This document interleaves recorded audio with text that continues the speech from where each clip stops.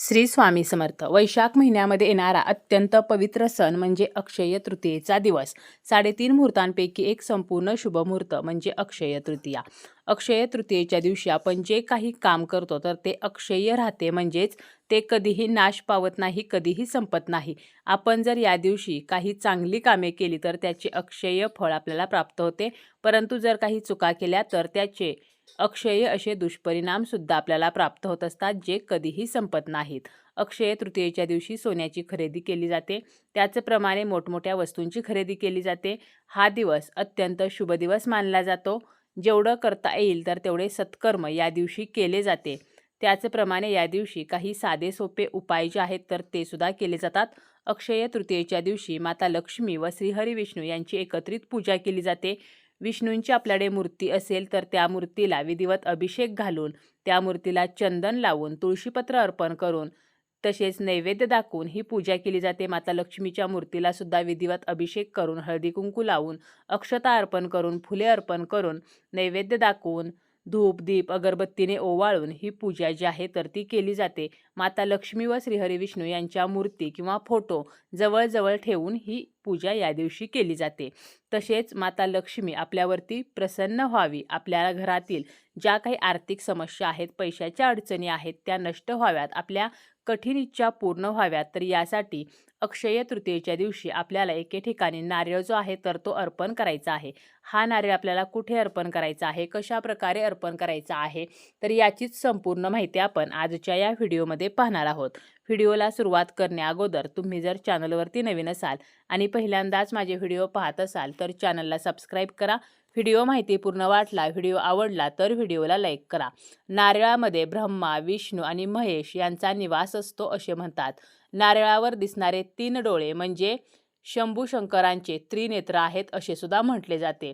नारळ जो आहे तर तो आपल्या हिंदू धर्मामध्ये अतिशय शुभ मानला जातो आणि धार्मिक विधींमध्ये त्याचा प्रामुख्याने वापर जो आहे तर तो केला जातो. पौराणिक कथेनुसार भगवान विष्णू जेव्हा पृथ्वीवरती अवतरले तेव्हा त्यांनी आपल्यासोबत लक्ष्मी, नारळाचे झाड आणि कामधेनू या 3 गोष्टी आणल्या. या 3 गोष्टी माणसासाठी वरदान असून नारळाच्या झाडाला आपण कल्पवृक्ष असे म्हणत असतो. नारळ जो आहे तर तो अत्यंत शुभ मानला जातो. त्यामुळे अशा या नारळाचे जो सौभाग्य आणि समृद्धीचे प्रतीक आहे, तर याचे उपाय जर आपण अक्षय तृतीयेच्या दिवशी केले तर आपल्या जीवनातील अडचणी, दुःखे नष्ट होत असतात. आजच्या या व्हिडिओमध्ये आपण 4 ते 5 नारळाचे उपाय पाहणार आहोत. त्यापैकी आपल्याला जो उपाय करता येईल तर तो उपाय आपल्याला करायचा आहे. आता अक्षय तृतीयेच्या दिवशी आपल्याला एकाक्षी नारळ जो आहे तो जर मिळाला तर अजिबात सोडायचा नाही. एकाक्षी नारळ हा फक्त भाग्यवान लोकांनाच मिळतो. लाखामध्ये एक असा हा एकाक्षी नारळ असतो. आपल्या नशिबामध्ये जर धनप्राप्तीचे योग असतील तर आपल्याला तो नारळ नक्की प्राप्त होत असतो. आपल्याला जर दुकानामध्ये किंवा कुठेही मार्केटमध्ये एकाक्षी नारळ जर या दिवशी दिसला तर तो आपल्याला ताबडतोब घरी घेऊन यायचा आहे. एकाक्षी नारळ हा दिसायला सामान्य नारळाप्रमाणे असतो, परंतु यावरती डोळ्यासारखे एक चिन्ह असते. म्हणजे आपण नारळाला बघतो की 3 डोळे असतात, तर त्याऐवजी एक डोळा असणे म्हणजे एकाक्षी नारळ. तर असा नारळ आपल्याला आणायचा आहे. आता आपल्याला काय करायचं आहे बघा, तर एक लाल रंगाचं कापड घ्यायचं आहे आणि हा उपाय करण्या अगोदर आपल्याला लक्ष्मीची, विष्णूंची पूजा करून घ्यायची आहे. तुपाचा एक दिवा जो आहे तर तो सुद्धा प्रज्वलित करून घ्यायचा आहे आणि अग्नीच्या साक्षीने आपल्याला उपाय जो आहे तर तो करायचा आहे. तर एक लाल रंगाचं कापड घ्यायचं. त्यानंतर आपल्याला एक एकाक्षी नारळ घ्यायचं आहे. आता जरी आपल्याला एकाक्षी नारळ मिळाला नाही तरी आपण कोणताही नारळ घेऊ शकतो, परंतु शक्यतो जर आपल्याला एकाक्षी नारळ मिळाला तर याचे जे आपल्याला शुभफळ आहे तर ते कित्येक पटीने जास्त मिळत असते. म्हणून एकाक्षी नारळ घ्यायचा, 11 नाणी घ्यायची, हळदी कुंकू आपल्याला घ्यायचं आहे आणि नंतर काय करायचं आहे, ज्या ठिकाणी आपण माता लक्ष्मीची पूजा केलेली आहे तर त्या लक्ष्मीच्या फोटोसमोर किंवा मूर्तीसमोर लाल कापड आपल्याला अंतरायचं आहे. त्यावरती आपल्याला शेंडी जी नारळाची आहे तर ती देवीकडे येईल अशा पद्धतीने नारळ ठेवायचा आहे. 11 नाणी ठेवायची आहेत आणि त्यावरती आपल्याला हळदी कुंकू व्हायचं आहे. थोड्याशा अक्षता अर्पण करायच्या आहेत आणि महालक्ष्मी अष्टकम आपल्याला 16 वेळेला म्हणायचं आहे. 16 वेळेला म्हणणे शक्य नसेल तर किमान 3 वेळेला तरी महालक्ष्मी अष्टकम म्हणायचं आहे. हात जोडून माता लक्ष्मीला प्रार्थना करायची आहे की माझ्या घरामध्ये पैशाच्या ज्या समस्या आहेत तर त्या नष्ट व्हाव्यात. आणि त्यानंतर आपल्याला काय करायचं आहे, थोडा वेळ आपल्याला हे साहित्य असंच राहू द्यायचं आहे आणि आपण जे फूल अर्पण केलेलं आहे तर ते फूल आपल्याला काढायचं आहे, माता लक्ष्मीच्या चरणावरती अर्पण करायचं आहे. आणि उरलेलं जे साहित्य आहे, नारळ, नाणी तर आणि तांदूळ, तर हे सर्व साहित्य त्या लाल कापडामध्ये आपल्याला बांधायचं आहे आणि आपल्या तिजोरीमध्ये ठेवायचं आहे. आता आपलं जर दुकान असेल किंवा व्यवसाय असेल तर त्या ठिकाणी सुद्धा आपण हे ठेवू शकतो. फक्त दुकान किंवा व्यवसाय असेल तर आपल्याला लाल रंगाच्या कापडाऐवजी पिवळ्या रंगाचं कापड वापरायचं आहे. लाल रंग हा माता लक्ष्मीचा आहे आणि पिवळा रंग हा श्रीहरी विष्णूंचा प्रिय आहे. तर दुकानामध्ये जर आपल्याला उपाय करायचा असेल तर पिवळ्या रंगाच्या कपड्यामध्ये आपल्याला एकाक्षी नारळ, त्यानंतर 11 नाणी आपल्याला बांधायची आहेत आणि हे बांधून उत्तर कोपऱ्यामध्ये आपल्याला ठेवायचे आहे. तसेच विष्णू पुराणामध्ये सुद्धा एकाक्षी नारळ हा लक्ष्मीचे प्रतीक सांगितलेला आहे.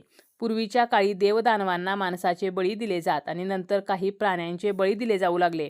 परंतु काही ऋषीमुनींना हे पटले नाही, म्हणून मानवाप्रमाणे डोळे, शेंडी असलेले नारळ जे आहेत तर ते बळी देण्याची प्रथा पडली. तर असा एकाक्षी नारळ आपल्याला जर या दिवशी मिळाला तर आपण खूप नशीबवान असतो. तर हा झाला पहिला उपाय.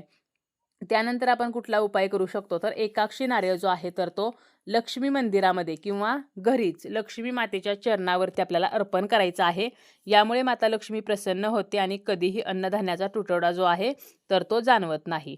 आता सतत जर गर्भपात होत असेल तर अशा महिलांनी काय करायचं आहे, तर आपल्या कपाळावरती एकाक्षी नारळ लावायचा आहे आणि आपल्या घरामध्ये त्याची स्थापना करून पूजा करायची आहे.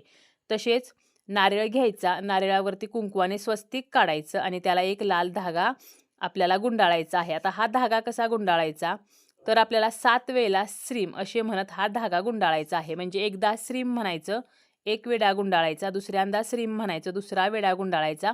तर असं 7 वेळेला श्रीम म्हणून 7 वेढे आपल्याला गुंडाळायचे आहेत. त्यानंतर लाल कापडावरती हा जो नारळ आहे तर तो लक्ष्मीसमोर ठेवायचा आहे. त्याला हळदी, कुंकू, अक्षता, फूल अर्पण करायचं आहे.